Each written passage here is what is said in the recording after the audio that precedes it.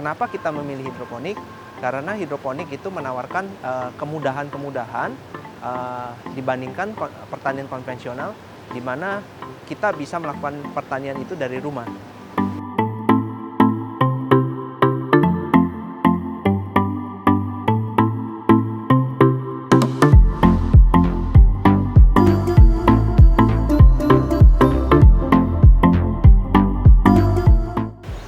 Menurut saya industri pertanian adalah sesuatu industri yang sangat menarik untuk dikerjakan, terutama untuk kaula muda.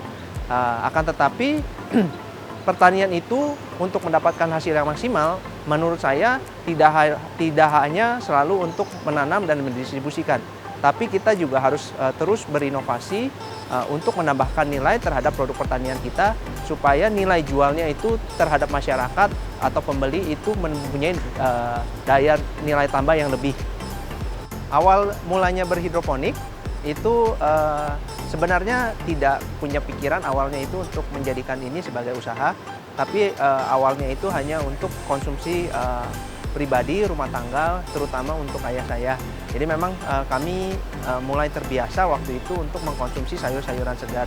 Tapi untuk mendapatkan sayuran segar itu pada zaman itu tidak semudah sekarang. Saat ini kita 90% tanah sayur-sayuran yang kita produksi di sini adalah jenis lada. Cuman jenis lada yang kita panen ini ditanam di sini berbagai macam ya, karena selada itu varietasnya juga sangat banyak sekali gitu.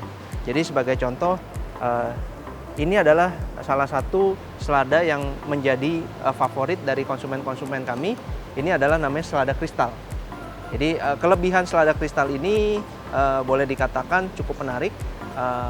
Dia tidak layu ketika dipanaskan. Jadi untuk konsumen-konsumen kita yang belum terbiasa untuk memakan sayuran mentah, ini sangat cocok untuk dijadikan konsumsi.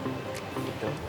Jadi kita lihat sendiri ya teman-teman ya, pertanian hidroponik ini cukup simple, jadi tidak menggunakan tanah, hanya menggunakan instalasi seperti ini, bersih gitu kan. Jadi sangat menguntungkan lah saya rasa gitu. Jadi sangat menarik untuk teman-teman yang ingin terjun ke pertanian itu memulai dengan berhidroponik. Nah untuk yang ini adalah jenis lada baby romaine. Ini usianya sekitar 35 hari. Sebentar lagi sudah siap panen nih.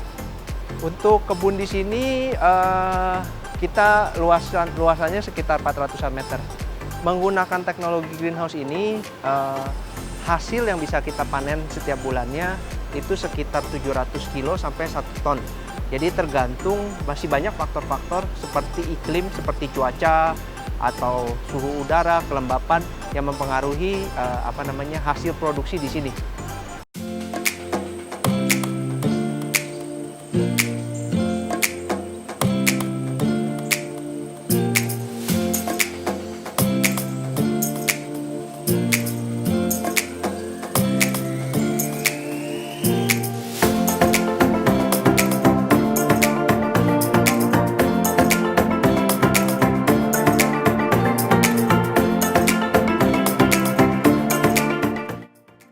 Jadi edible flower ini kita pakai untuk di restoran kami sebagai dekorasi, dan juga apabila yang sudah mengetahui edible flower ini untuk beberapa varian juga digunakan untuk meningkatkan cita rasa, karena masing-masing edible flower itu mempunyai ciri khas masing-masing gitu.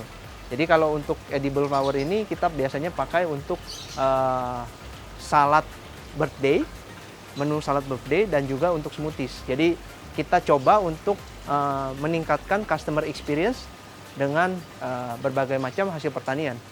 Ya, jadi ini selain mempunyai perkebunan dan restoran, kita juga memproduksi pipa-pipa untuk hidroponik, di mana ide itu muncul ketika kita bercocok tanam. Jadi waktu itu kita lihat pada umumnya untuk berhidroponik masih banyak menggunakan seperti paralon bulat yang kita lihat di instalasi edible flower kita. Nah itu kendalanya adalah pipa-pipa tersebut sangat sulit untuk dibersihkan untuk maintenance. Jadi pipa-pipa kita memproduksi pipa atau kita sebutnya guli itu yang memang didesain khusus untuk pertanian hidroponik gitu. Nah, selain itu juga pipa-pipa tersebut kita sudah pernah kirimkan ke seluruh Indonesia dari Sabang sampai Merauke, dan juga kita sudah ekspor produk tersebut ke beberapa negara. Jadi waktu itu pertama kali kita ekspor ke Singapura, ke Malaysia, ke Brunei, ke Nigeria. Jadi memang di kala pandemik ini kita membuka pasar baru, yaitu Brunei dan juga Nigeria. Jadi sebenarnya cukup menarik sih bagaimana kondisi COVID ini bisa memberikan peluang kepada kita sebagai pengusaha, di mana yang penting kita itu terus bekerja keras dan juga terus berinovasi.